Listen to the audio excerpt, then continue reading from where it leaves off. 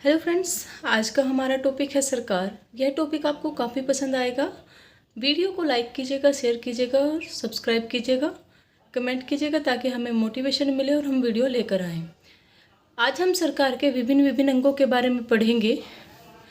जो हमारे पास सरकार है यानी कि जो गवर्नमेंट है उसको 3 अंगों में डिवाइड किया गया है: विधायिका, कार्यपालिका और न्यायपालिका। सरकार को 3 विभिन्न अंगों में डिवाइड किया गया है: विधायिका, कार्यपालिका और न्यायपालिका।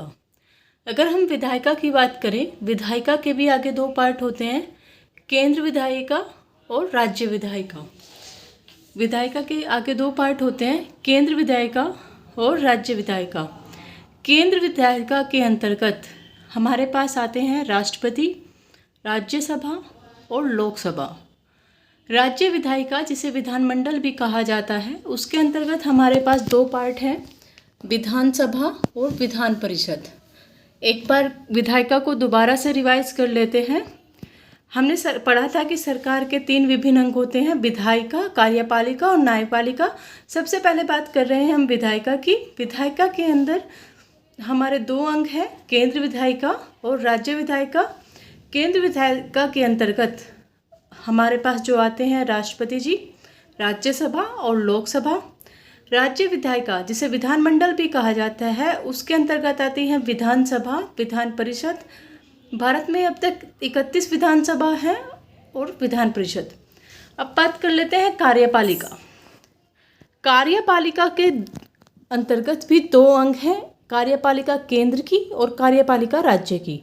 राज्य कार्यपालिका और केंद्र कार्यपालिका।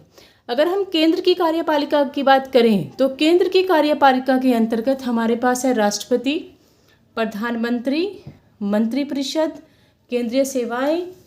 राज्य कार्यपालिका के अंतर्गत मुख्यमंत्री, राज्यपाल, मंत्रिपरिषद, प्रांत सेवाएं। दोबारा से पढ़ लेते हैं।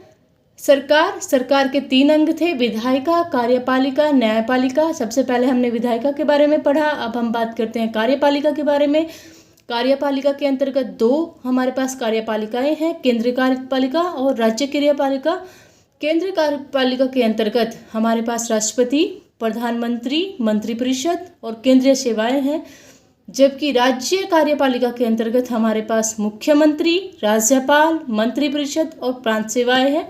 अब बात करते हैं न्यायपालिका की। न्यायपालिका की अगर हम बात करते हैं, भारत के अंतर्गत सर्वोच्च न्यायालय है। जो सर्वोच्च न्यायालय है, सुप्रीम कोर्ट, वो एक है। उसके बाद हमारे पास उच्च न्यायालय आ जाते हैं, जिसे हम हाई कोर्ट कहते हैं। उच्च न्यायालय भारत के अंतर्गत 25 हैं। उसके बाद आती हैं जिला अदालतें, और जिला अदालतों को भी अगर हम आगे देखें तो सेशन कोर्ट और डिस्ट्रिक्ट कोर्ट। और उसके अलावा कुछ अन्य अदालतें हैं। एक बार न्यायपालिका को रिवाइज कर लेते हैं। सर्वोच्च न्यायालय जो कि 1 है, उच्च न्यायालय जो कि 25 है, जिला अदालतें जिन्हें आगे डिस्ट्रिक्ट कोर्ट और सेशन कोर्ट में डिवाइड कर दिया जाता है। आशा करते हैं टॉपिक आपको यहीं के यहीं याद हो गया होगा। धन्यवाद।